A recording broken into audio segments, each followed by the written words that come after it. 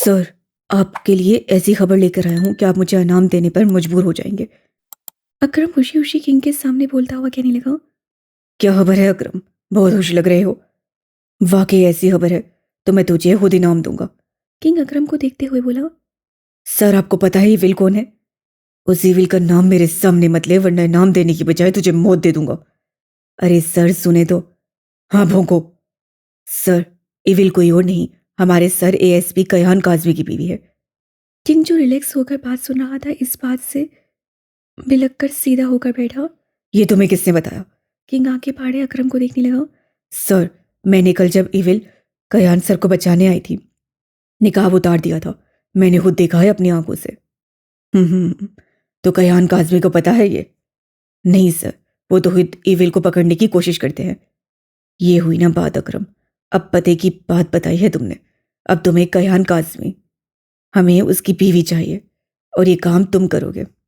Sir, मेरा इनाम? अकरम खुश होता हुआ बोला। हाँ हाँ, क्यों नहीं, तूने दिल खुश कर दिया है। किंग अपने बंदे को पैसों कहते खुश हो रहा था। इविल बेचारी। किंग का कहका किंग महल में गूंजा था। किंग उसे 10 लाख देता, अकरम को भी खुश कर दिया था। अब एक बेहतरीन प्लान किंग के दिमाग में चल रहा था। लाल रंग का फुल स्लीव्स बाजू फ्रॉक और हल्का सा मेकअप के साथ हिजाब में नूर बेहद खूबसूरत लग रही थी। ये ड्रेस अमान ने ही नूर के लिए लिया था। नूर तो बेहद खुश थी, बाहर जाएगी, घूमेगी फिरेगी, बर्फबारी देखेगी, उसकी बचपन की ख्वाहिश पूरी होने वाली थी। अमान कमरे में आया तो नूर को तैयार खड़े देखकर मुस्कुराया। कितनी जल्दी है आपको बाहर जाने की नूर? लेकिन आपका ये रूप देखकर मेरा दिल कर रहा है बाहर जाने का प्लान कैंसिल कर दूं। नूर फटी फटी आंखों से अमान की बात सुनते उसे देखने लगी थी। क्या मतलब कैंसिल? अमान आगे बढ़ता, नूर की कमर में हाथ डालता, उसे अपने सीने से लगा गया कि उसके इस कदम पर नूर की नीली आंखें शर्म से झुकी थीं। आपका ये रूप देखकर दिल कर रहा है जिस काम के लिए हम हनीमून पे आए हैं वो काम किया जाए। अमान नूर के कान की लो पर अपने दांत काटता हुआ बोला कि नूर काम सी गई। मान, मैं तुम्हारी जान ले लूंगी, पीछे हटो, मुझे बाहर जाना है। हाय, ये बंदा तो पहले ही आप पे मरता है। मान, तंग नहीं करो ना, मुझे बाहर घूमने जाना है। वो आंखों में तिलचाल ये मान से बोली। जैसा आपका हुक्म नूर ईमान। नूर की आंखों पर अपने लब रखते हुए बोला। चलो फिर चलते हैं ना। अमान अपने हाथ में नूर का हाथ थामे बाहर ले गया। अमान ने नूर के लिए फ्रंट सीट का दरवाज़ा खोला और ड्राइविंग सीट पर बैठ गया। गाड़ी में गहरी खामोशी थी जब नूर बोली। हम कहाँ जा रहे हैं अमान? हम मयूबिया और नथिया गली जाएंगे, वहां पर हम चेयर लिफ्ट में बैठेंगे। हाय अमान, चेयर लिफ्ट? उस पर तो बहुत मजा आएगा ना? नूर चहकती हुई अमान से कहने लगी। नूर के चेहरे से तो मुस्कुराहट गायब ही नहीं हो रही थी। अमान को उसका चेहरा देखकर लग रहा था कि कितनी खुश थी वो। और हाँ नूर, अब वहाँ मुझसे अलग मत होना। मुझसे पूछे बगैर किसी से बात मत करिएगा, ना ही किसी को जवाब देने की ज़रूरत है। और आप फिक्र मत करिएगा, मैं हमेशा आपके साथ रहूँगा, लेकिन फिर भी एहतियात कीजिएगा। अमान ने नूर का हाथ पकड़ के कहा। ओके अमान, मैं किसी से बात नहीं करूँगी। अयूबिया पहुंचकर अमान ने अपनी गाड़ी रोकी और गाड़ी से अपनी पिस्टल निकालता, चाकू निकालता अपनी पेंट के अंदर छुपाया था। अमान, इसे तो आज घर छोड़ा दे। नूर पिस्टल और चाकू को देखते हुए बोली। नहीं नूर, अपना हिफाजती सामान कभी भी हम अलग नहीं करते। अमान नूर की जानिब दरवाज़ा खोल दे अपना हाथ आगे किया था। नूर ने मुस्कुराकर अपना हाथ अमान के हाथ पर रखा और अमान ने नूर का हाथ थामा। अमान ने नूर के हाथ की पुश पर अपना लम्स छोड़ा था कि नूर की पलकें लरसी थी। नूर बाहर निकली तो सामने इतना खूबसूरत मंजर देखकर हैरान थी। पहाड़ और पहाड़ों के ऊपर हल्की हल्की बर्फ पड़ी हुई थी। उफ अमान, यहाँ सब कितना प्यारा है ना? हल्की हल्की हवा से नूर का लंबा फ्रॉक लहरा रहा था। हिजाब के हाल में नूर का खूबसूरत चेहरा चमक रहा था। थोड़ी ही देर बाद वो चेयर लिफ्ट पर मौजूद थे। अमान के साथ बैठी नूर बेहद खुश थी और फिर चेयर लिफ्ट से नीचे देखती जहाँ पर दूर दूर तक जंगल ही दिखाई दे रहा था। नूर, नहीं देखें, डर जाएंगी आप। अरे नहीं, मुझे डर नहीं लगता। आज ही तो मेरे ख्वाब पूरे हुए थे और मैं डर जाऊं ऐसा नहीं होगा। और फिर तुम मेरे साथ हो तो कैसा डर? वो अमान का बाजू पकड़ते हुए उससे कहने लगी। चेयर लिफ्ट से उतर कर नूर और अमान ने बहुत सारी पिक्स बनवाई। फिर काफ़ी देर वो घूमते रहे थे। अमान, मुझे भूख लगी है अब तो। नूर भी घूम घूम कर थक गई थी। अमान ने नूर के मुताबिक पूरा मरी घुमा डाला था क्योंकि उन्हें कश्मीर के लिए भी निकलना था। इसीलिए वो नूर को जल्दी से मरी की फेमस जगहें घुमा देना चाहता था। भूख लगी है, ओके तो चलें, होटल चलते हैं। नहीं मान, मुझे इससे पहले आइसक्रीम खानी है। सड़क के दूसरे पार वो आइसक्रीम शॉप की तरफ इशारा करते हुए बोली। ओके, तो आप यहाँ पर बैठे, अब थक गई होंगी ना, मैं लेकर आता हूँ। हाँ, जल्दी आना मान। नूर में मुंह बनाकर वहां रखी बेंच पर बैठ गई। अमान अभी शॉप पर पहुंचा ही था कि उससे पलटकर नूर को देखा, जो कि बेंच पे बैठे सामने ही अमान को मुस्कुरा कर दिख रही थी। अमान भी मुस्कुराता आइसक्रीम शॉप के अंदर चला गया। ओए होए जाने मन, अकेली अकेली बैठी हो। वहां पर तीन लड़के आते नूर को देखकर कहने लगे। नूर तो उन लड़कों को देखकर घबरा गई थी। उससे शॉप की तरफ देखा जहां से अब अमान गायब था। लड़की, हमारे साथ टाइम गुजारो, हम फुल मजा देंगे। एक लड़का अपना हाथ उसके हिजाब के पास ले जाने लगा कि नूर ने उसका हाथ झटक दिया। पीछे हटो तुम लोग, मुझे तुम लोगों के साथ नहीं जाना, मेरा शोहर है। नूर हिम्मत करते हुए बोली। शोहर है तो क्या हुआ, चल हमारे साथ। तो उस लड़के ने भी उसका हाथ पकड़ते हुए बोला। वो तीनों शक्ल से ही मवाली लग रहे थे। महान, महान। नूर जोर से चिल्लाकर अमान को आवाज़ें देने लगी थी और फिर सामने से ही निकलते मुस्कुराते हुए चेहरे के साथ आइसक्रीम पकड़े अमान की नज़र सामने पड़ी। ये मंजर देखकर अमान की आंखों में खून उतरा था। वो आइसक्रीम गिराए जल्दी से नूर की तरफ भागा। वहां पहुंचकर लड़कों को धक्का देते हुए नूर के आगे खड़ा हुआ था और आंखों में वहशत लिए वो लड़कों को देख रहा था। नूर को एक दफ़ा फिर अमान के होते हुए अपना आप में महसूस हुआ था। वो लड़के अभी भी नूर को हवसज़दा नज़रों से दिख रहे थे। उस लड़के के देखने पर अमान का खून खोला था। उससे गन निकालकर सामने खड़े लड़के के दिमाग पर गोली मारी थी और लड़का वहां ही जमीन पर गिरकर तड़प रहा था। ये मेरी बीवी है, अगर किसी ने इसकी तरफ आंख उठाकर भी देखा, उसकी आंखें निकालकर कुत्तों को खिला दूंगा। अमान धाड़ा था। एक दफा तो नूर भी उसकी धाड़ से सहम कर अमान से अलग होती, 2 कदम पीछे ले गई थी। नूर के इस तरह दूर होने से अमान ने गुस्से से नूर की तरफ देखा, जबकि अमान की सुख आंखें देखकर नूर को तो डर लगने लगा था। और अमान दोबारा से उन लड़कों की तरफ मुतवज्जा हुआ और इससे पहले कि वो भागता जिससे नूर का हाथ पकड़ा था, उसके भागने से पहले ही अमान ने उसे पकड़ लिया था।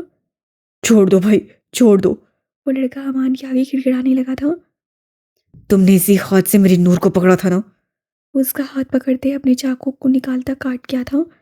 उस लड़के की चीखों के साथ साथ नूर की चीखें भी उस सड़क पर गूंजी थी। वो लड़का तड़प रहा था, उसका एक हाथ कट चुका था, खून पानी की तरह उस सड़क पर बह रहा था। अमान नूर की जानी मतवज्जा हुआ, जो आंखों में खौफ लिए अमान को देख रही थी। चाहे जो भी था, उसे अमान के काम के बारे में पता था, लेकिन उसने हमेशा अमान को एक नरम दिल इंसान के रूप में ही देखा था। ये रूप उससे अमान का पहली दफा देखा था। अमान का नूर की तरफ मुतवज्जा होते देख वो लड़का भागा था। अमान उस लड़के को भागता देख नूर की जाने पड़ा था। नूर ने दोबारा से 2 कदम पीछे लिए थे। अमान ने हैरत से नूर को देखा, जो उससे डर रही थी। नूर, रिलैक्स। अमान नूर की जानिब कदम बढ़ाता उसका हाथ थाम गया। मान, तुमने कत्ल किया है। उस सामने पड़े लड़की की लाश देखते हुए खौफ से कहने लगी। नूर, आपकी तरफ हर उठने वाली नजर का कत्ल करना मुझ पर वाजिब है। आप सिर्फ मेरी हैं, सिर्फ मेरी। आपको देखने का हक सिर्फ अमान मलिक का है।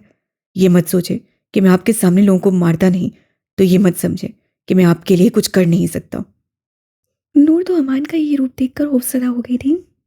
और आपको कोई हक नहीं पहुंचता कि आप मुझसे खौफसदा होकर मुझे अपने आप से दूर करें। आई समझ। अमान पहली दफा नूर के दूर होने की वजह से नूर से सख्ती से बात कर रहा था। अमान ने नूर को खींचकर अपने सीने से लगाया था। आई लव यू नूर, कभी मुझसे दूर मत होना। लेकिन नूर तो अमान के सीने से लगी हल्की हल्की कांप रही थी।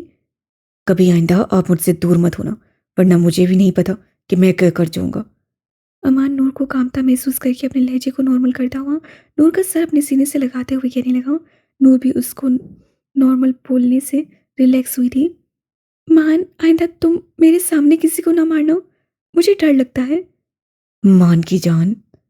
अमान खुद को मुश्किल से नॉर्मल करते हुए नूर से नॉर्मली बात कर रहा था, वरना उसका दिल कर रहा था उस लड़की के टुकड़े टुकड़े कर दे।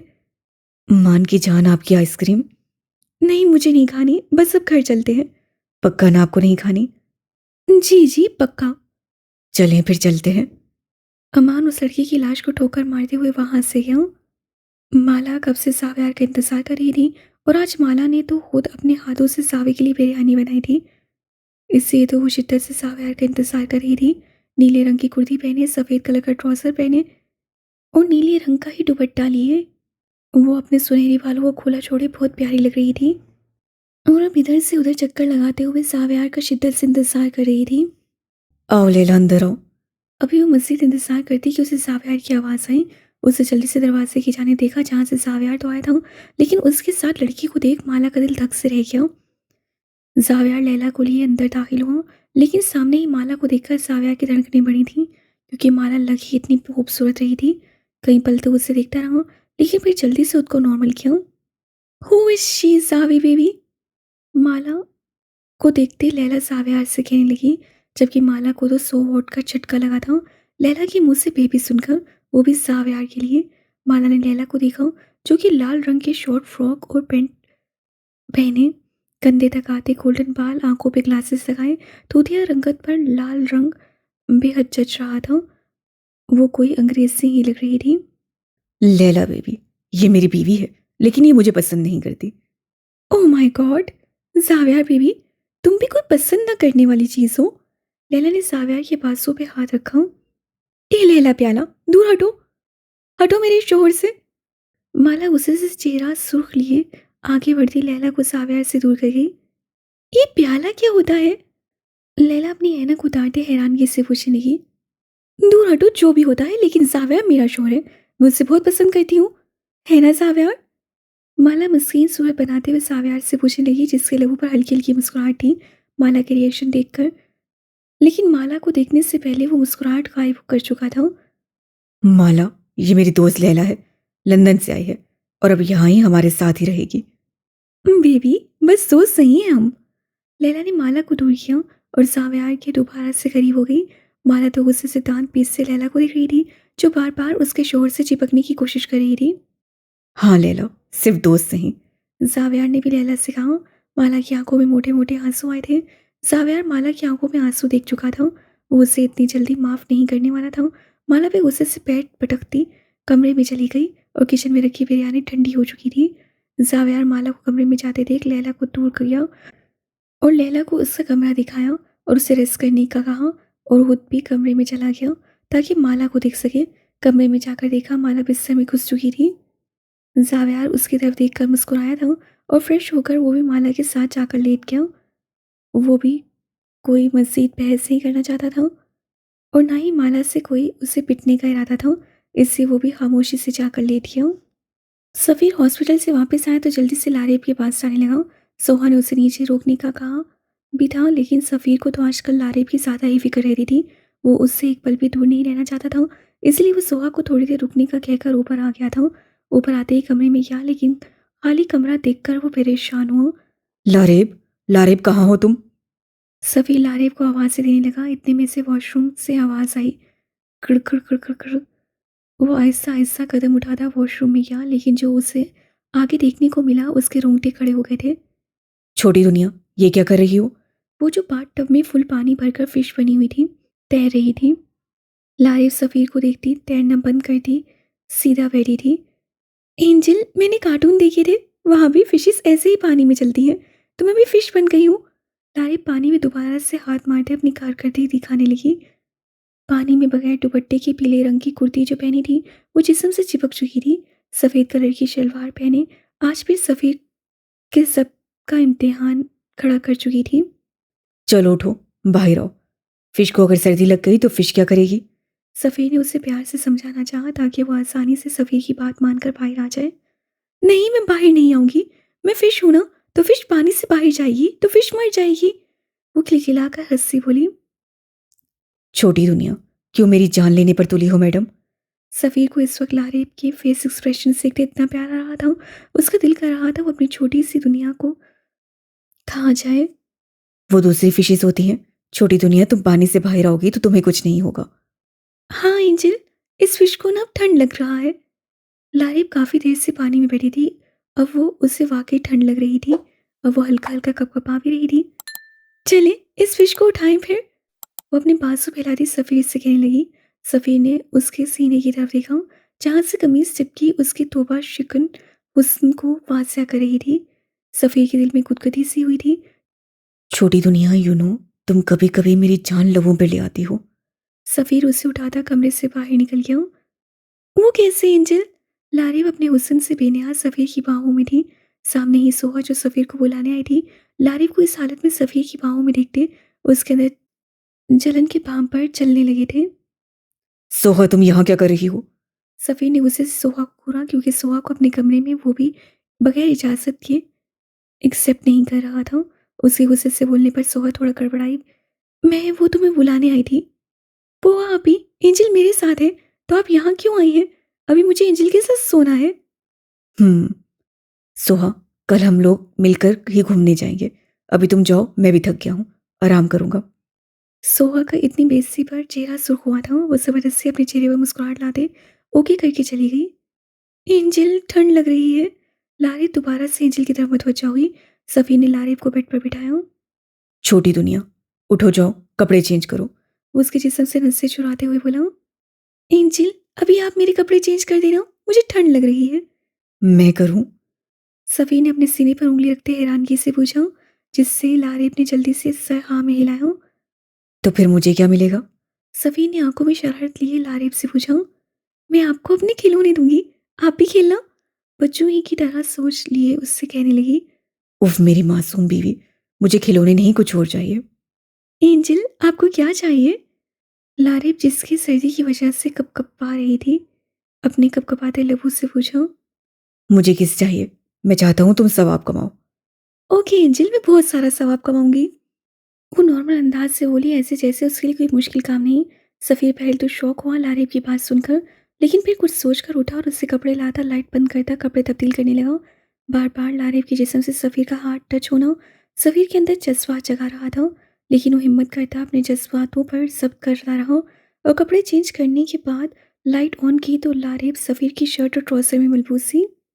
एंजल, ये तो आपके कपड़े हैं ना?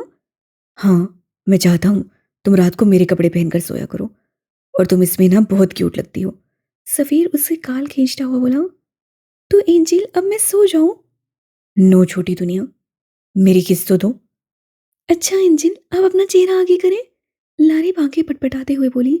सफ़ीर ने अपना चेहरा लारिब के लबों के करीब तर किया। लारिब ने जल्दी से सफ़ीर के गाल पर किस कर दी। अपने गाल पर नरम लब महसूस करते सफ़ीर को सुकून मिला था। उसकी शादी बेशक ज़बरदस्ती हुई थी, लेकिन वो नहीं जानता था कि ये लड़की छोटी सी दुनिया उसकी दुनिया कैसे बन गई।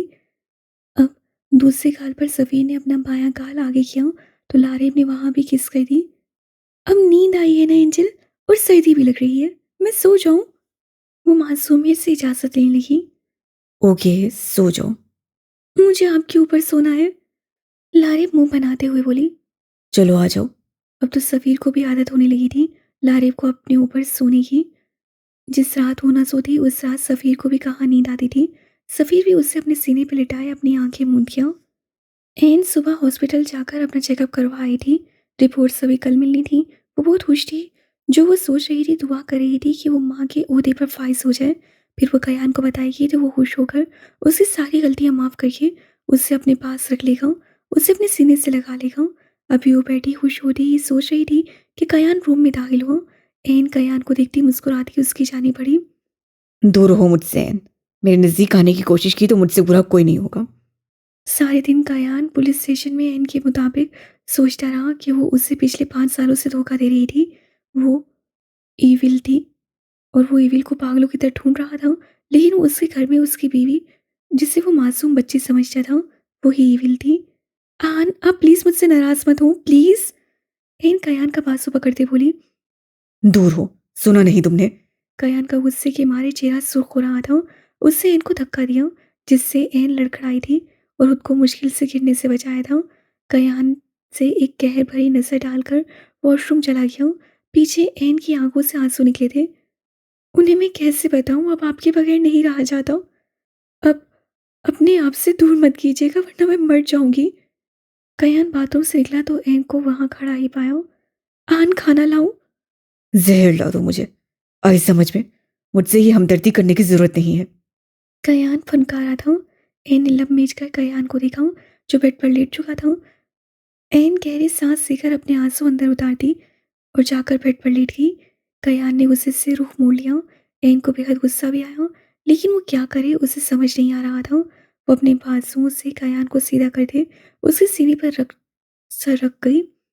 एन, श्श, आन, खामोश हो जाए। मुझसे आपकी बेरूही और नहीं सही जा रही, प्लीज माफ कर देना अपनी एन को। कया ने लब मेज कर एन को देखा, जिसके आंसू उसके सीने पर गिर रहे थे। तो तुम ये काम छोड़ दो। एन ने झट से अपना सर उठाकर कयान को देखा, जिसकी आंखों में एक उम्मीद थी, लेकिन अभी एन को उसकी उम्मीद तोड़नी थी। एन ने दोबारा सर कयान के सीने पर रखा। नहीं यान, हमारे पापा सिकंदर शाह हमें जिम्मेदारियां देकर गए हैं, मुझे उन्हें पूरा करना है। कयान ने गुस्से से एन के बालों को जकड़ा और उसका चेहरा अपने करीब किया। तो फिर मुझसे दूर हो जाओ और अपनी सजा का इंतजार करो। कयान उसके चेहरे पर फुनकारा था। कयान के बाल खींचने से एन के मुंह से सिसकी निकली थी। आन, मैं आपकी हर सजा के लिए तैयार हूँ। मेरी लिस्ट में सिर्फ 3 लोग बचे हैं। जब तक उन 3 लोगों को मौत की घाट नहीं उतारूंगी, मुझे सुकून नहीं आएगा।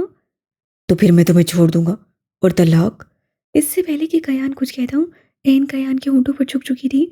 अपना सारा गुस्सा कयान के लबों पर उतारने लगी। कयान भी एक पल को तो एन में खो सा गया था, उसका साथ देने लगा, लेकिन जल्दी होश में आता उससे दूर किया और गुस्से से उसे देखने लगा। आज तो आपने तलाक की बात कर दी है, आइंदा अपने आप को मुझसे दूर करने की बात की तो ईविल बनकर आपको जिंदा लाश बनाकर अपने पास रखूंगी, ताकि कभी आप मुझसे दूर ना जा सके। आई समझ? एन ने गुस्से से कयान की आंखों में आंखें डालकर कहा। इस टाइम कयान को वो एन नहीं ईविल ही लगी थी, जो इतनी शिद्दत से अपने प्यार का इजहार उससे कर रही थी। और आई लव यू आन, मैं बहुत जल्द आपको खुशखबरी सुनाऊंगी कि आप खुश हो जाएंगे। एन मध्यम आवाज से कहती कयान के सीने से सर टिका गई। कयान ने उसकी आवाज़ सुन ली, लेकिन कोई जवाब न दिया और सारे दिन की थकन की वजह से जल्द ही नींद की वादियों में चला गया और एन भी उसके सीने से लगती सो गई। अमान वॉशरूम से फ्रेश होकर निकला तो नूर को सोया ही पाया। वो जानता था वो कल अमान के रिएक्शन की वजह से डर गई थी, लेकिन अमान अपनी नूर को भी जानता था वो उससे कभी गलत नहीं समझेगी और आज उन्हें कश्मीर के लिए भी निकलना था। नूर उठिए। अमान नूर के बालों में उंगलियां चलाते हुए प्यार से कहने लगा। अमान सोने दो ना। वो अपनी नींद से भरी आवाज से अमान से कहने लगी। नहीं नूर, उठें, फिर नाश्ता करके हमें कश्मीर के लिए भी निकलना है। बाहर बादल का मौसम बना हुआ लगता है, बारिश आएगी, इसलिए हमें जल्दी से कश्मीर के लिए निकलना है। कश्मीर का सुनते हुए नूर झट से उठी थी। नूर के इतने जल्दी उठने पर अमान ने अपनी मुस्कुराहट रोकी। मान, तुमने मुझे जगाया क्यों नहीं? हम लेट हो जाएंगे ना। वो जल्दी से उठती बगैर अमान की बात सुने कपड़े लेती वॉशरूम में घुस चुकी थी। उफ, नूर आप भी ना। अमान नफी में सर हिलाता मुस्कुराते नाश्ता ऑर्डर करने लगा। कयान की आंख खुली तो एन को अपने सीने पे ही सोया पाया। कयान ने एक बेबस सी नजर एन के वजूद पर डाली और उसका सर उठाकर तकिए पे रखकर उसे देखने लगा। काश कि एन तुम मुझे धोखा ना देती। देखो, तुम्हारी मोहब्बत ने, तुम्हारी मासूमियत ने मुझे धोखा दिया है, मुझे जलील किया है, और मैं ये भी ना जान पाया कि पिछले 5 सालों से तुम मेरे करीब थी। एक आंसू कयान की आंख से निकलकर तकिए पर गिरा था। तुम मेरा तमाशा देखती रही हो एन। कयान ने आंखें बंद करके आंखें खोली तो एन भी आंखें खोले उसे देख रही थी। कयान ने जल्दी से उठकर अपने आंसू साफ किए। आन, प्लीज मुझे माफ कर दे। एन कयान की आंखों में आंसू देख चुकी थी। नहीं, तुम मेरे फर्ज के बीच नहीं आ सकती, तुम एक मुजरिम हो। मैं आपकी बीवी भी हूं आन। एन उठकर कयान का चेहरा अपने हाथों में लेकर बोली। मैं क्या करूं? पुलिस वाले मुझे पर फोर्स कर रहे हैं कि एविल को उनके सामने पेश करूं, और तुम? कयान की ब्राउन आंखें एन की ब्राउन आंखों से टकराई थीं। फिर एन ने जज्बात में आकर अपना सर कयान के सर से टिकाया। बस आज का दिन मैं उसे कत्ल करूंगी, फिर किंग और नवाज उसके बाद। ये सुनना था कि कयान ने अगली बात सुने बगैर एन का हाथ झटका और पीछे हुआ।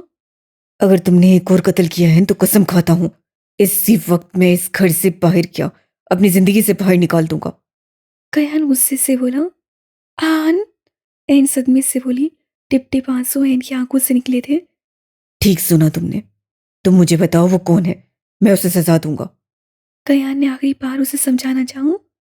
आन, वो मीरा और साव्यार का मुजरिम है और उसे सजा भी हम ही देंगे। एन एकदम जज्बात से आ रही लहजे में बोली। इसका मतलब तुम नहीं मानोगी? नहीं। एन कयान से नजरें चुराती हुई उठ गई। ठीक है, फिर तुम आज से इस घर से बाहर कदम नहीं रखोगी, मैं भी देखता हूं तुम कैसे जाती हो। एन ने घूरकर कयान को देखा और फिर मुस्कुरा दी। आन, आप अपनी एन को जानते नहीं हैं, वो कितनी जिद्दी है, और फिर वो एविल भी तो है। एविल जो सोच लेती है वो करके ही दम लेती है। कयान को एन की बात सुनकर गुस्सा आ रहा था। एक तो वो बेहद गुस्सा था, ऊपर से एन की हरकतें। तुम इस कमरे से बाहर निकल कर दिखाओ। सोच ले आन, आप एविल को चैलेंज कर रहे हैं। एन मुस्कुराती कयान की गर्दन के गिर्द बाहें डालते हुए बोली। एविल बाद में बनी थी, पहले मेरी एन थी, लेकिन इसे इविल बनाने वाले भी आप हैं आन। एन संजीदा लहजे में बोली, अगर आप उस रात। मुझे कुछ नहीं सुनना है, और आज मैं पुलिस स्टेशन भी नहीं जाऊंगा। तुम इस घर से बाहर कदम निकाल कर दिखाओ, मैं भी देखता हूँ तुम कैसे जाती हो। ओके आन, चैलेंज एक्सेप्ट करती हूँ। उस बंदे की मौत तो मेरे हाथों में लिखी है, ये भी कान खोलकर सुन ले। कयान ने उस सीधी लड़की को देखा और गुस्से से पलटकर वॉशरूम चला गया। एन एक गहरा सांस भरते बंद दरवाजे को देखने लगी, फिर मोबाइल निकालकर हॉस्पिटल कॉल की और अपनी रिपोर्ट्स के बारे में पूछने लगी, क्योंकि अब आन ने उससे कहीं जाने नहीं देना था। कॉल करने के बाद जो खबर उसे सुनने को मिली थी, उसी से उसकी बाँझें खिल गई थी। वो माँ बनने वाली थी। ओह माय गॉड डॉक्टर, आप सच कह रही हैं ना, मैं माँ बनने वाली हूँ। एन तो खुशी से चहकी थी। Thank you thank you thank you so much doctor, आपने मुझे बहुत बड़ी खुशखबरी दी है। ये कहते ही एन कॉल बंद कर चुकी थी। अब उससे कयान के बाहर निकलने का इंतजार था, ताकि वो उससे खुशखबरी सुना सके। एन ने दोबारा से सावियार को कॉल की। हेलो सावियार। क्या हुआ एन, बोलो। वो आदमी दुबई से यहाँ कब पहुंचेगा? एन, अगर तुम चाहो तो तुम घर रह सकती हो, मैं हूं ना। नहीं सावियार, वो शख्स उस दिन किंग के साथ था, जब किंग ने हमारे पापा को कत्ल किया था। एन ने आंखें बंद करके खोली तो उसकी खूबसूरत ब्राउन आंखें सुर्ख थीं। 5 साल हमने उसका इंतजार किया है, और ये कैसे हो सकता है कि वो आए और हम अपने हाथों से उसे ना मारे। हम्म एन, लेकिन कयान, उससे मैं संभाल लूंगी जावियार। वो दुबई से यहाँ रात 7 बजे पहुंचेगा, और उसी वक्त हम उसे उठा लेंगे। ठीक है जावियार, ब्लैकमेल नहीं, हमारे दूसरे टॉर्चर रूम में लेकर जाना, जहां हम स्पेशल लोगों को लेकर जाते हैं। ओके ठीक है, तुम अपना ख्याल रखना। ओके। एहन कॉल बंद करके मुड़ी तो अपने पीछे कयान को देखा, जो गुस्से से सुर्ख होती हुई आंखों से एहन को देख रहा था। तुम बाज नहीं आओगी ना? आन, आप ये सब छोड़े, मुझे ना आपको एक बात बतानी है। दफा हो जाओ तुम। कयान ने एहन को धक्का दिया। एहन मुश्किल से अपने पेट पर हाथ रखे संभली थी। आन, एहन चीखी थी, अगर उसके बच्चे को कुछ हो जाता तो, लेकिन कयान उसके सुने बगैर कमरे से चला गया। एहन अपने पेट पर हाथ रखे बेड पर बैठ गई। आप फिक्र ना करो हमारे बच्चे, आपके पापा को जल्दी मना लूंगी। आपके पापा बहुत अच्छे हैं, वो जल्दी मान जाएंगे और आपके साथ भी प्यार करेंगे। एन की आंखों से आंसू निकलते नीचे गिरे थे। उससे अब रात को जाना था और उसमें 4 घंटे बाकी थे। लैला भी उठकर अब सावियार के साथ नाश्ता करने बैठी, लेकिन सामने ही पराठा देखकर लैला मुंह चिढ़ाने लगी। सावी बेबी, यू नो ना मैं पराठा नहीं खाती, कुछ और बनवा दो ना। जबकि माला जो किचन से एक और पराठा बनाकर ला रही थी, लैला की बात सुनते वो उखड़ी थी। माला, जरा लैला के लिए ब्रेड बना कर ले आओ, लैला को पराठा पसंद नहीं। जाविया डार्लिंग, मैंने ये नाश्ता अपने लिए बनाया था, तुम्हारी लैला प्याला के लिए नहीं। अगर इसे कुछ और खाना है तो खुद बनाए या किसी नौकर को कहते। माला गुस्से से कहती अपना पराठा उठाए वहां से वॉकआउट कर चुकी थी, जबकि लैला मुंह खोले माला की चलती जुबान दिख रही थी। लैला, इसकी बात का बुरा मत मानना, वो ऐसे ही है, थोड़ी पागल सी।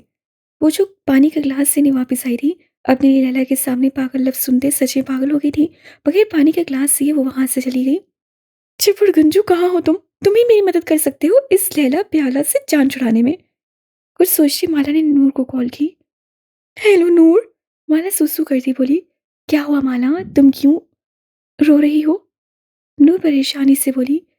अमान ने माला के रोने का सुनकर नूर को स्पीकर ऑन करने का कहा, ताकि वो भी सुन ले। नूर, क्या बताऊं मैं तुम्हें, तुम वहां बैठी हनीमून मना रही हो, तुम्हारे बेबी के साथ यहाँ इतना कुछ हो रहा है। बेबी? कौन बेबी? कहाँ की बेबी? अमान तो बेबी लफ्ज सुनते हत्ते से उखड़ा था। अरे नूर मेरी जान है और मैं उसका बेबी, अब तुम चलो मत चपड़गंजू। पहली बात, ना तुम नूर का बेबी हो, ना ही नूर तुम्हारी जान। बस बस, खबरदार चपड़गंजू, तुम हम दोनों के प्यार में आए तो। माला तो अपना दुख भूले लड़ने पर आ गई थी। तुम मेरी जान से पूछो मैं उससे क्या हूं। नूर जान, सारा बताना। नूर तो दोनों में फंस गई थी। नूर जान, बोलो भी। चुप सड़ी हुई कबूतरी। नूर आप बताइए, आप किस साइड हैं? मैं मान, वो मेरी बहनों जैसी है, अगर जान कह भी ले तो कोई बात नहीं। अमान ने नूर को आंखें दिखाई। सुन लिया चपड़गंजू, बस हमारे बीच मत आना। नूर मेरी बीवी है, बस कर जाओ तुम दोनों। नूर चीखी थी तो दोनों खामोश हुए थे। माला तुम बताओ, तुम क्यों रो रही थी? ओ हाँ सच, मैं तो रो रही थी। नूर जान, तुम्हारे बेबी के साथ इतना कुछ हो गया है। जबकि फिर से माला के मुंह से बेबी और जान सुनकर अमान दबा था। क्या हुआ है माला, कुछ बताओगी भी? वो साव्यार ना अपनी किसी दोस्त लैला को लेकर आ गया है, मेरी बराबर। वो भी कमीनी मेरे जावे के साथ चिपकी रहती है। माला दोबारा से सूसू करती हुई बोली। ये सुनते ही अमान के लबों पर मुस्कुराहट आई थी। अब आएगा ना मजा। अमान, क्या तुम जानते हो लैला को? नहीं माला, मैं भी नहीं जानता। अमान मिस्कीन सी सूरत बनाकर माला से कहने लगा। अमान वाकई नहीं जानता था, क्योंकि लैला अमान और लारिब के आने से पहले ही सिकंदर साहब ने लैला को बाहर भेज दिया था। 5 साल बाद वो वापस आई थी साव्यार के कहने पर। फिर वो कहाँ से मेरे सावे की दोस्त बन गई? तुम लोग कब वापस आओगे? मुझे तुम लोगों की जरूरत है। उस लैला प्याला को सबक सिखाना है ताकि वो मेरे सावे से दूर रहे। हम आज तो कश्मीर के लिए निकल रहे हैं, 2 दिन तक वापस आ जाएंगे। जल्दी आ जाओ, एक तो तुम लोगों का हनीमून ही खत्म नहीं हो रहा। माला चलते हुए बोली। तुम क्यों सड़ रही हो जली हुई कबूतरी? हम आ जाएंगे। और कॉल बंद करो, हमारा हनीमून खराब ना करो। अमान तो अब उससे बदला लेने पर आया था। चपड़गंजू, तुम्हें मैं जान से। इससे पहले वो कुछ और कहती अमान कॉल बंद कर चुका था। अमान उसकी बात तो सुन लेने देते। नूर उसे छोड़े, थोड़ा चलने दे मेरी भाभी जान को। आप मुझ पर ध्यान दें और चलें, तैयार हो जाए इससे पहले कि बारिश हो जाए। हमें कश्मीर भी पहुंचना है। नूर भी अमान की बात सुनते अपना सामान पैक करने लगी। थोड़ी देर बाद अमान और नूर कश्मीर के लिए निकल पड़े थे। जब आधे रास्ते में पहुंचे तो बारिश होना शुरू हो चुकी थी, लेकिन अब वो वापस भी नहीं जा सकते थे, इसलिए वो सफर करते रहे। अमान, मैं बोर हो रही हूँ, कोई सॉन्ग प्ले कर देना। ऐसे तो सारा रास्ता ही बोर गुजरेगा। नूर अमान को देखते हुए बोली। जरूर जरूर, क्यों नहीं। अमान ने सॉन्ग प्ले किया और जो सॉन्ग लगा था, नूर के कानों से धुआं निकला था। सरा सरा बहकता है, महकता है आज तो मेरा तन बदन, तू प्यासी हूँ, मुझे भर ले अपनी बाहों में। अमान ने शरारती नजरों से नूर की तरफ देखा, जो कि अपनी नजरों का साया बदले अब अमान को देख रही थी। अमान, ये सॉन्ग चेंज करो। नूर ने हाथ आगे बढ़ाकर चेंज करना चाहा कि अमान ने उसका हाथ पकड़ लिया। रहने दो नूर, क्या मजे का सॉन्ग है। अमान ने नूर का हाथ पकड़कर अपने लबों से लगाया कि नूर की सांसें सीने में अटकी थीं। सरा सरा बहकता है, महकता है आज तो मेरा तन बदन, तू प्यासी हूँ, मुझे भर ले अपनी बाहों में। तेरी कसम, तुझको हम दूर कहीं, तू आ जा, ये दूरी नहीं, पास तो आ जा। नूर ने अपनी पलकी उठाकर अमान को देखा, जिसका ध्यान उसी की तरफ था। अमान, ध्यान से ड्राइविंग करो। वो कंफ्यूज होती अमान का हाथ से अपना हाथ छुड़वाने लगी। नूर का कंफ्यूज होता देख अमान के चेहरे पर मुस्कुराहट आई थी। अमान ने नूर का हाथ दोबारा से अपने लबों के करीब करते उसके हाथ को चूम लिया था कि नूर कांप सी गई थी। एकदम जोर से बादल गरजे थे कि नूर डरकर अमान के बाजू के साथ लगी थी। अमान ने एक साइड पर गाड़ी रोकी। नूर ने अपनी बोझल आंखें उठाकर अमान को देखा, जिसका ध्यान उसी की तरफ था। अमान, ध्यान से ड्राइविंग करो। वो कंफ्यूज होती अमान के हाथ से अपने हाथ छुड़वाने लगी। नूर का कंफ्यूज होता देख अमान के चेहरे पर मुस्कुराहट आई थी। अमान ने नूर का हाथ दोबारा से अपने लबों के करीब करते उसके हाथ को चूमा था कि नूर कांप सी गई थी। एकदम से जोर से बादल गरजे थे कि नूर डरकर अमान के बाजू के साथ लगी थी। अमान ने एक साइड पर गाड़ी रोकी। नूर ने अपनी भोजल आंखें उठाकर अमान को देखा। बरस बरस काली खिठाबर से तू यार मिल जाए बस चाहत की बारिश में। अमान ने नूर को कमर से पकड़कर अपने नजदीक तक किया। मान, इससे पहले कि नूर कुछ कहती अमान नूर के होंठों पर झुक चुका था। मेरी खुली खुली लट्टों को सुलझाए तो अपनी उंगलियों से, मैं तो हूँ ऐसी ख्वाहिश में। नूर अपना सांस रुकने पर अमान को पीछे करने लगी। सर्दी की रातों में हम सोए रहे एक चादर में, हम दोनों तन्हा हों, ना कोई भी रहे उस घर में। अमान ने नूर को छोड़ा तो वो गहरे गहरे सांस से थी अमान को देखने लगी। मैंने गलती कर दी सॉन्ग का कहकर। नूर गुस्से से अमान को देखने लगी। बेगम, ये तो मेरा हक है, जहां चाहे जैसे चाहे जो भी चाहे कर सकता हूँ। अमान खुमार आलूदा आंखों से नूर को देखते हुए बोला। मान चले, बारिश तेज हो रही है। नूर अपने कांपते वजूद के साथ बोली। सॉन्ग अभी भी चल रहा था, जबकि नूर ने अब अमान को देखने की गलती नहीं की थी। अमान नूर के कुरिस को देखता मुस्कुरा रहा था। नूर, कब तक मुझसे दूर रहेंगी? अमान की भोजल आवाज सुनते नूर ने अमान को देखा। मैं, वो पता नहीं अमान। नूर को कुछ समझ नहीं आ रहा था वो क्या बोले। देखिए नूर, काम डाउन, अब जब चाहेंगी तभी हम अपनी दूरियां मिटाएंगे। नूर अमान की बात सुनती गहरी मुस्कुरा रही थी कि अमान को उसका कितना ख्याल है। टाइम गुजरता जा रहा था और कयान भी अपने कमरे में बैठा ऐन की हर हरकत पर नजर रख रहा था। कयान को पता था कि ऐन को 7 बजे जाना है। ऐन को भी पता था कयान उसकी वजह से कमरे में है। वो अब सोच रही थी कि वो क्या करे, कैसे करे, वो कैसे यहाँ से निकले। अमान और नूर कश्मीर पहुंच चुके थे। हाय अल्लाह! मान, ये कश्मीर कितना खूबसूरत है। नूर वहाँ के पहाड़ और उस मंजर को याद करते हुए कहने लगी, जो उससे कश्मीर में एंटर होते देखे थे। नूर, यहाँ बहुत कुछ है घूमने को। अभी रात हो गई है, हम रेस्ट करेंगे। सुबह उठकर आपको सारा कश्मीर घुमाऊंगा। उफ, मुझे तो नींद ही नहीं आएगी। नूर सो जाए मेरी जान। अमान नूर की कमर में हाथ डाले अपने सीने पर गिराते हुए कहने लगा। पल भर में नूर का चेहरा लाल हुआ था। नूर के लंबे बाल अमान के ऊपर गिरे थे। मान, आजकल तुम कुछ ज्यादा ही रोमांटिक नहीं हो रहे। नूर ने आंखें दिखाते हुए कहा। जब मोहब्बत पास हो, वो भी महरम बनकर, तो बंदा बशर बहक ही जाता है। ये कहते हुए नूर को कुछ बोलने का मौका दिए बगैर उसके बालों में अपनी उंगलियां फंसाकर लबों से लब जोड़ दिया था। नूर भी सुकून से आंखें बंद कर गई। वो अमान की गुर्बत में सुकून महसूस करने लगी थी, लेकिन अभी जो अमान चाहता था उसका हक नहीं दे सकती थी। अमान थोड़ी देर बाद पीछे हुआ तो नूर को अपने ऊपर गहरे गहरे सांस लेते हुए देखा। सो जाए नूर, वरना मुझसे जब्त नहीं होगा। नूर का सर अपने सीने से लगाए सोने के लिए कहने लगा और नूर भी सुकून से आंखें मूंद गई। एन को कोई भी तरीका समझ नहीं आ रहा था। एन उठकर कमरे से बाहर जाने लगी कि कयान ने उसे रोका। कहाँ जा रही हो? कयान ने गुस्से से उसका बाजू पकड़ते हुए रोका। कयान किसी भी कीमत पर एन को कत्ल करने नहीं दे सकता था। उसे रोकना चाहता था, लेकिन वो थी कि जिद्दी मान ही नहीं रही थी। एन को भी बस एक ही तरीका समझ आ रहा था, कयान को एक बार फिर धोखा देने का। एन ने अपना बाजू छुड़वाकर कयान की गर्दन के गिर्द बाहें डाली और अपने लब कयान के लबों में पेविस किए। कयान ने हैरत से एन के इस अमल को देखा था। एन ने लबों को जुदा किए बगैर ही कयान को बेड पर धक्का दिया और खुद भी उसके ऊपर गिर गई। जब एन ने कयान के लबों को छोड़ा तो कयान ने उसे देखा कि क्या करने का इरादा है। कयान अब रुचकाते हुए बोला, जो आप मुझे करने नहीं देंगे। एन कयान की गर्दन पे लब रखते हुए बोली कि कयान इस हफ्तात पर साकित रह गया। एन की खुशबू कयान को पागल करने की दर पे थी। अपने चेहरे अपने सीने पे एन के लम्स को महसूस करते कयान की आंखों में खुमार की सुर्खी खुली थी। वो भूल गया था कि एन ईविल है, चालाकबाज है, एक मुजरिम है। इस वक्त वो एन को अपनी बीवी के रूप में देख रहा था। दूर हो एन। कयान ने बामुश्किल सब करते अपने भड़कते जज्बात को कंट्रोल करते हल्की से मसम्मत करते दूर करने की कोशिश की, लेकिन एन कहाँ दूर होने वाली थी। आई एम सॉरी आन। कयान ने खुमार आलूद आंखों से देखा कि किस लिए सॉरी कर रही है। किस किस चीज के लिए सॉरी करोगी? तुम मुझे धोखा देने की या मुझसे झूठ बोलने की, मेरा दिल तोड़ने की? कयान ने अपने जज्बात में आकर एन की कमर के गिर्द हाथ लपेटे मजीद खुद में बेविस किया। प्लीज एन, मुझे अब कभी धोखा मत देना। मैं और बर्दाश्त नहीं कर सकूंगा। मैं बहुत प्यार करता हूँ तुमसे। मैं आखिरी बार तुम्हें समझा रहा हूँ, मुझे धोखा मत देना। कयान बहके बहके अंदाज में एन से बोला। एन ने मतलूबा चीज साइड टेबल पर पहले ही रख चुकी थी।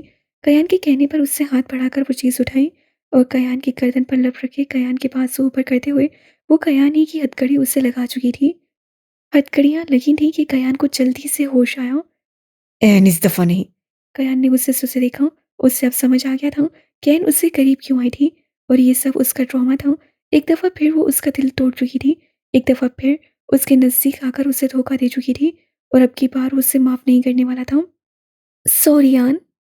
वो कयान के उठने से पहले ही वहां से टाई उठाते कयान के पाँव में बांध चुकी थी। कयान ने गुस्से से लब मीच कर एन को देखा। एन खोलो, वरना मुझसे बुरा कोई नहीं होगा। कयान चाहे पुलिस वाला था, लेकिन एन बीविल थी। कयान के समझने का मौका दिए बगैर ही उससे बांध चुकी थी। एन, तुमने घर से बाहर कदम निकाला तो मैं कसम खाता हूँ, इस घर में तो क्या अपनी जिंदगी से भी दूर कर दूंगा तुम्हें। एन कयान की बात सुनते आहिस्ता से चलती कयान के पास आई और अपनी आंखें बंद करके कयान के माथे पर लप रखे। बस कुछ थे, मैं जानती हूँ आप अपनी एन को कभी दूर नहीं करेंगे। एन प्लीज मेरा यकीन मत तोड़ो, मुझे खोलो। मैंने वादा किया था उस शख्स को, अपने हाथों से मौत देना चाहती हूँ आन। मैं जल्दी वापस आऊंगी। इतने में एन को सावियर की कॉल आ चुकी थी। एन, उस शख्स को हमने एयरपोर्ट से निकलते ही पकड़ लिया है। तुम कब आ रही हो? कयान ने लपमेज कर एन को देखा और नफी में सह हिलाया। बस निकलने लगी हूँ। एन ने कहते कयान से नसें चुराई और अलमारी से अपना ड्रेस निकाला। जल्दी से चेंज करके एक नजर कयान को देखते हुए वो कमरे से चली गई थी। एक आंसू कयान की आंखों से निकला था। वो भी एएसपी था, उससे भी हर तरह की ट्रेनिंग दी गई थी। एन के निकलते ही थोड़ी ही मिनट के बाद अपने हाथों की हथकड़ियों से आज़ाद करवा चुका था। जल्दी से अपने पैरों से टाई आज़ाद करवाता एन के पीछे भागा था। एन भी जावियार के पास पहुंचने वाली थी। उसे दुख था कि वो कयान का यकीन तोड़ आई, लेकिन वो क्या करती? वो अपना ये काम छोड़ नहीं सकती थी। थोड़ी ही देर बाद वो अपने स्पेशल टॉर्चर रूम में पहुंच चुकी थी, जहां अंदर से अरशद की चीखों की आवाज़ें आ रही थीं। एन को उसकी चीखें सुनकर एक सुकून महसूस हुआ था। एन अंदर दाखिल हुई, जहां सामने ही जावियार अरशद को मारने में मसरूफ था। एन को अंदर आते देख जावियार रुक गया। कौन हो तुम लोग? क्यों लाए हो यहाँ? अर्शद जो कब से जावियार से पूछ रहा था, लेकिन जावियार खामोशी से बस उसे मारता जा रहा था। अब एन के अंदर आने पर वो फिर से एन को देखते हुए उससे पूछने लगा।